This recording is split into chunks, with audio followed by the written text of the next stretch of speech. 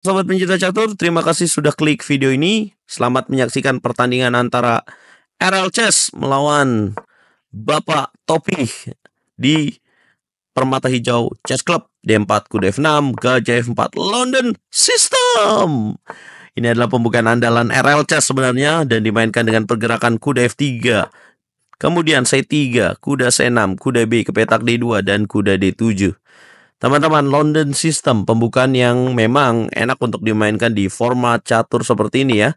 Kita bermain dengan format catur 10 menit dan Bapak Topi memulai dengan langkah serangan hampat membuat saya shock ya. Artinya ada serangan tajam dan saya membalas dengan serangan di petak center dengan E5 dan dia memukul pion di petak E5 dan kemudian saya pukul balik dengan kuda di petak D7.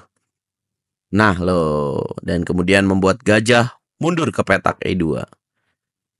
Dan kemudian saya menampilkan permainan gajah F5. Sudah kelihatan arahnya kemana? Yep, tujuannya adalah untuk kuda ke petak D3.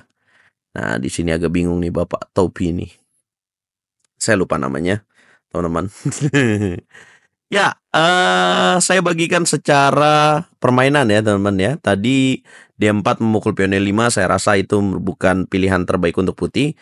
Karena dengan memukul pion E5 dan kemudian membuat hitam memiliki posisi kuda yang kuat di petak center. Ya, Bapak Topi membalas dengan langkah kuda ke petak D4 dengan tujuan mengancam gajah F5. Saya melakukan pertukaran kuda dan kemudian masuk kuda D3 skak. Nah, biasanya nih, ya karena di posisi ini kuda D3 juga mengancam gajah F4 ya, dimana kalau kuda makan gajah nanti pion di petak D4-nya jatuh. Nah, biasanya kalau pecatur lapak nih nggak suka tanpa rokade, kadang mikirnya seperti itu juga ya.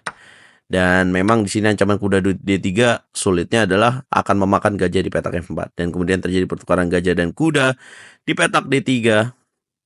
Kita bisa lihat gerakan tangannya sepertinya mengarah kepada jalan H5 nih. Tapi dia berubah dan memilih menteri B3 dan kemudian saya langsung taktis dengan gajah mundur ke petak A6. Menjaga diagonal untuk putih tidak bisa lakukan rokade ya teman-teman ya. Jadi kalau raja dibatasi seperti ini, putih tidak bisa melakukan rokade pendek. Mungkin kalau rokade panjang boleh ya, karena tidak ada yang membatasi. Putih kuda F3 dan kemudian saya mainkan langkah C5.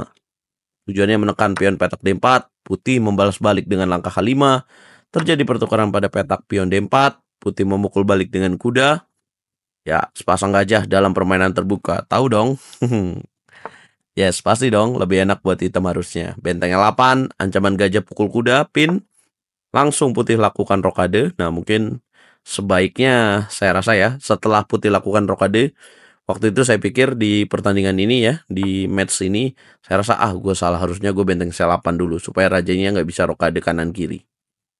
Ya, tapi udah terjadi dan kita melakukan ide berikutnya, yaitu menteri A5, raja B1 dan D5. Tujuannya apa? Untuk memplot gajah ke petak C4. Mengancam menteri dan membantu ancaman menteri kepada petak A2. Teman-teman. Ya. Apa jalan yang terbaik menurut kalian, guys? Karena dengan langkah D5 ini kayaknya bingung ya, ketutup menterinya. Dan kemudian terjadi pertukaran pada petak E6, saya pukul balik dengan pion H. Ya, mulai kelihatan serangannya. Waduh, serangan gua nggak berhasil nih. Tapi masih mencari cara. Di sini kita bisa lihat secara visualisasi. Mata bergerak kemanapun untuk mencari langkah terbaik. Dan harus memilih langkah karena waktunya terus berjalan. Akhirnya ya, Bapak Topi memilih benteng H3 dengan tujuan menumpuk. Saya langsung gajah ke petak C4. Mengancam menteri. Ya, menteri A3 langsung ditukar. Yes, saya langsung cepat menukar karena itu double pawn ya. Pion tumpuk dan lemah ya menurut saya. Tinggal bagaimana kita coba mengeksploitasi. Saya mulai memindahkan benteng A ke petak C8. Dan tanpa adanya menteri ya, dan kemudian kekuatan dari gajah Fianchetto di petak G7 itu sangat solid. Saya tidak memikirkan ancaman dari jalur H dengan gerakan baterai 2 benteng susun seperti itu tidak menakutkan. Dan di sini gajah D3 dan kemudian boom, benteng C2 skak, raja ke petak B3 itu benteng nggak bisa dimakan kuda ya guys. Itu pin dari gajah hitam di petak G7.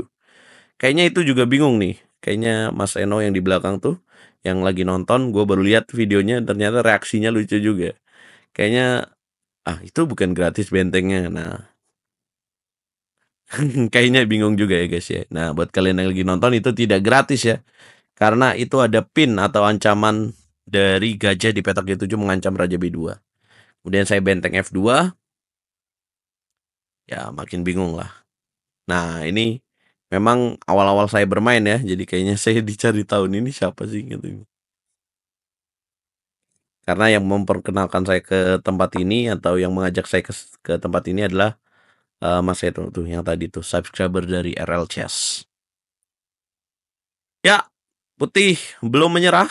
Dia lanjutkan dengan benteng ke petak K7. Kalau ada menteri di jalur H sih mungkin bahaya ya. Gerakan Alek Hingan, tapi ini nggak ada menteri jadi ya tetap, tapi kita harus waspada juga karena mungkin ada kalkulasi benteng makan gajah G7 dan kemudian gajah 5. Ya, saya memainkan langkah skak, gajah ke petak C4.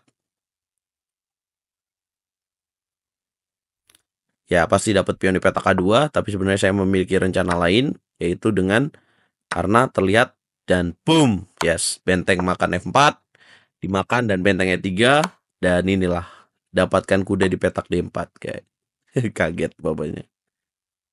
Harusnya mungkin putihnya bisa ketika saya menjalankan benteng F4 ya, putihnya bisa benteng G7 dulu supaya kudanya nggak hilang. Tapi apapun itu tetap sih hitamnya menang karena benteng E3 akan menyulitkan juga. Ya, benteng E4 ya sudah unggul perwira ini ya guys, dan langkah ilegal. Raja C3, ada gajah di sana. Boom. Game pertama melawan Bapak Topi. Bapak Topi warna apa sih ini ya? Sebut saja warnanya keemasan ya teman-teman ya. Nah, ini game kedua. RL Chess pegang buah putih. Bagaimana prediksi sobat pencinta catur sekalian?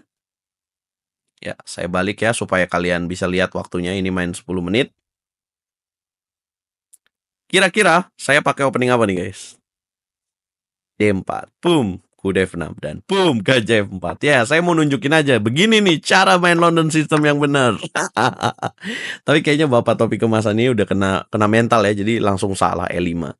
Kecepatan ya, kadang-kadang kecepatan juga kurang bagus juga ya. Kalau kecepatan akurat nggak apa-apa sih. Tapi E5 jelas salah, udah unggul satu pion langsung. Ya, dapat lagi. Kan D6. Udah C3 ya, udah.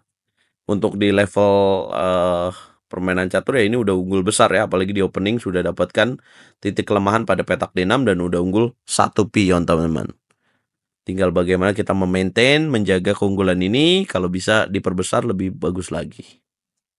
Ya, prinsip dasar dari opening tetap ya, kita kenapa nggak mau ngambil langsung pion petak D6? Ya saya nggak mau terburu-terburu aja gitu ya, karena posisi sudah menang di sini, saya ingin fokus untuk prinsip dasar opening aja, pengembangan dulu.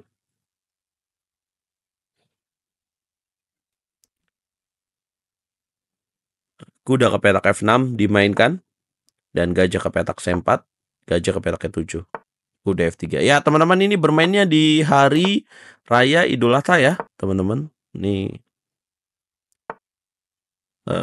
bisa dilihat rame ya. Kalau lihat klien di sisi lain video itu ada yang sedang bikin ini ya, tusukan sate ya itu ya teman-teman, daging untuk sate kayaknya bakar-bakar nanti malam.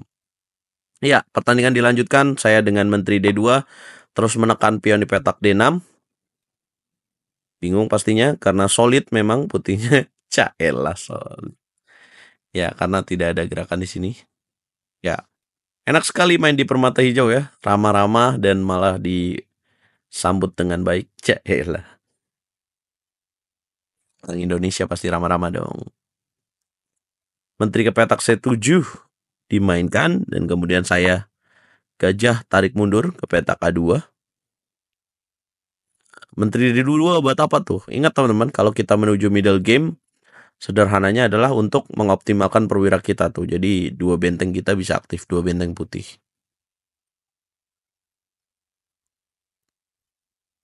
Oh ya, teman-teman bisa support video ini ya. Kalau kalian mau support dengan donasi juga bisa. Tinggal klik link yang ada di detail video ini, teman-teman. RL Chess terus semangat. Dan gajah G4 dimainkan. Saya langsung menghindari dengan kuda ke petak D4. Ya, jangan sampai bangunan sayap raja kita rusak dan saya langsung mainkan dengan langkah H3. Apa tujuan dari putih kira-kira teman-teman? H3, gajah mundur. Nah, tujuannya adalah untuk Yes, menekan kembali pion di petak D6 dengan kuda F5.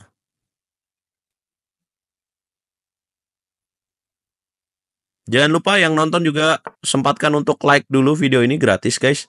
Jangan lupa di subscribe dan nyalakan lonceng notifikasi supaya aku terus semangat bikin konten-konten di seluruh Indonesia nantinya guys. Ya, terjadi pertukaran kuda dan gajah di petak E7. Kenapa saya mau? Karena saya ingin mainkan langkah gajah ke petak G5, teman-teman. Dan kemudian dia kuda E5, saya mainkan kuda D5 dan bapaknya udah puyeng kayaknya, menteri D7. It's blunder dan boom, gajah makan F6, geleng-geleng semuanya guys. Oke. Yes. Ya, karena gajah F6 kalau dimakan kuda F6 skakster. Dan kemudian gajah 4. Nah, gajah 4 ini bahaya ya. Karena ada serangan potensi kuda F3 di sacrifice, gajah F3 dan ada menteri H3. Jadi apa pilihan saya untuk langkah berikutnya? Mungkin kalian bakal setuju atau tidak, karena di sini ada pilihan untuk mengambil benteng di petak D8 atau kuda di petak E5. Saya lebih pilih ngambil petak E5 karena sudah yakin menang ya dan mengurangi potensi serangan hitam. Kemudian benteng A ke petak D1 dan menteri F5. Boom. Sekak seter. Raja H8 dan boom, menterinya nggak diambil, tapi benteng di petak D8 yang diambil. Yes, back rank mate. Aduh, kata si bapak, aduh gue blunder mulu main.